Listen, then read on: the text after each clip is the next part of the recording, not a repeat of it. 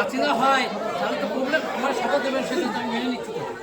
যাওয়ার বাড়ি ধানতলা হাই স্কুলের পাশে কাঠগোলা না ব্যাগে দেখতো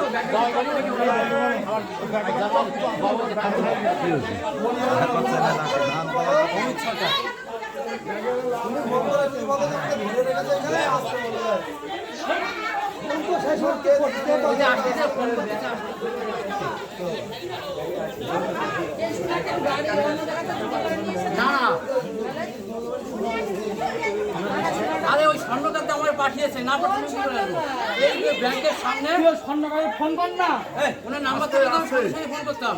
আমি তো বুঝতে ওইখানে করেছি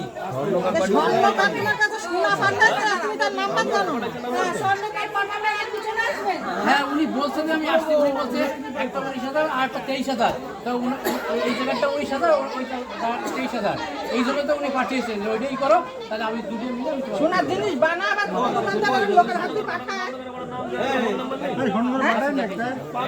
পাঠায় সোনার জিনিস বানাইতে দেয় সে যাই নিয়ে আসে।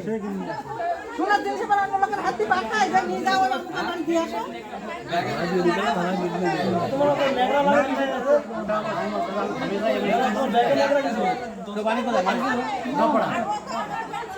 মৃত্যু ঘোষ আমাদের নেমো প্রতিনিধি কালা ঘোষ আমি সবই বলছি ভাই চোর মোর কোথায় থেকে জানে মানে চুরি করে নিয়ে আসে। আরে হটনার ডাক্তার বাড়ি স্বর্ণকারের দোকান থেকে কোনোদিন কারুর সোনা পাঠায় না। যে অমুক বাড়ি তৈরি হয়েছে দিয়ে আসে। দেশের লোক সোনার জিনিস বানায় না। মনে তো শয়তান উদ্দেশ্য কিছু আছে। না ওইবার নাম্বার দেন বাড়ি কোথায় কোন বাড়ি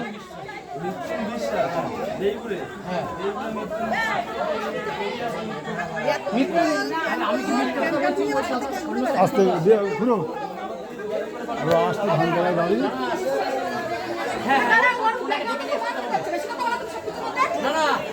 আসতে ঘুরো মানো না কেউ গায়ে হাত দিবি কেউ গায়ে হাত দিবি কেউ গায়ে হাত দিবি কেউ গায়ে হাত দিবি